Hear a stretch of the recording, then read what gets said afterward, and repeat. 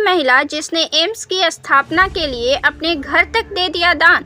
आज देश में भ्रष्टाचार की बात होती है, भ्रष्टाचार में बढ़ोतरी की बात होती है, लेकिन आजाद देश को सींचने में तत्कालीन लोगों ने जितना योगदान दिया है उसे जानना हर नागरिक को आवश्यक है।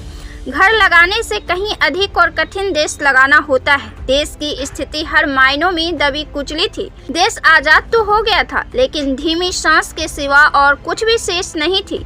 ऐसी स्थिति में महत्वपूर्ण ओहदे पर पहुंचे हर व्यक्ति ने देश को लगाने और अपने बलबूते खड़ा करने के लिए अपना अत्यधिक से अत्यधिक योगदान दिया। रात दिन मेहनत कर हर चीजों को नई जीवन दी है, चाहे वह हरित क्रांति के क्षेत्र में हो या स्वास्थ्य के क्षेत्र में या फिर प्रशासनिक क्षेत्र में हो। हर जाति वर्ग को आगे लाने के लिए हर किसी ने अपना स्वर्णिम योगदान दिया है। आज हम बात करेंगे देश की सबसे बड़े अस्पताल एम्स की। लेडी पिप की इस सीरीज में आपका स्वागत है। आज हम बात करेंगे एक ऐसी महिला के बारे में जो देश की सबसे प्रथम केंद्रीय मंत्री थी, जिन्होंने दिल्ली के सबसे बड़े अस्पताल एम्स के निर्माण के लिए अपने घर की संपत्ति दे डाली और विदेशों तक से कर्ज ले डाले।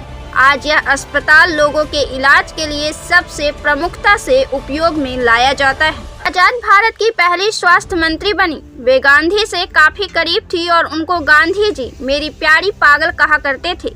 पहली बार गांधी से उनकी मुलाकात साल 1934 में हुई थी। वे दोनों एक दूसरे को सैकड़ों खत लिखे।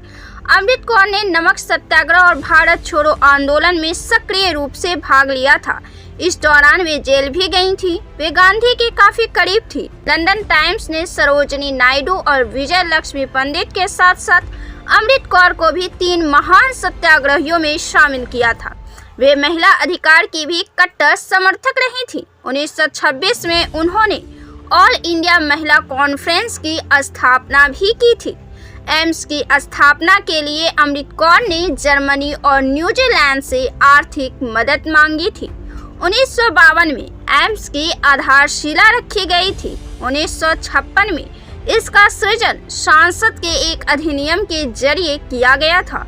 संस्थान और कर्मचारियों के लिए उन्होंने अपने शिमला के पैतृक आवास को दान में दे दिया था। वे एम्स की पहली महिला अध्यक्ष बनाई गई थी। वे पहली एशियाई और पहली महिला थी जिनको 1950 में विश्व स्वास्थ्य संगठन का अध्यक्ष बनाया गया था। उन्हें खेलों से काफी लगाव था और वे national sports club of India की स्थापना की थी। वे इसके अध्यक्ष भी थी। उन्हें टेनिस खेलना काफी पसंद था और वे इसमें कई चैंपियनशिप भी जीती थी। 1947 से 1957 तक वे स्वास्थ्य मंत्री रही थी। 1950 में वे इंडियन रेड क्रॉस की स्थापना की थी। 1961 में अमृत कौर को समाज सुधार के लिए प्रतिष्ठित रेनेशा मेमोरियल अवार्ड मिला था। स्वतंत्रता के बाद घुटनों के बल घिस रही देश को अपने पैरों पर खड़ा करने के लिए उन्होंने अपना सब कुछ लगा दिया। उनके इस योगदान, देश प्रेम और समर्पण ने उनके नामों को इतिहास के पन्नों में स्वर्णाक्षरों में दर्ज कर दिया।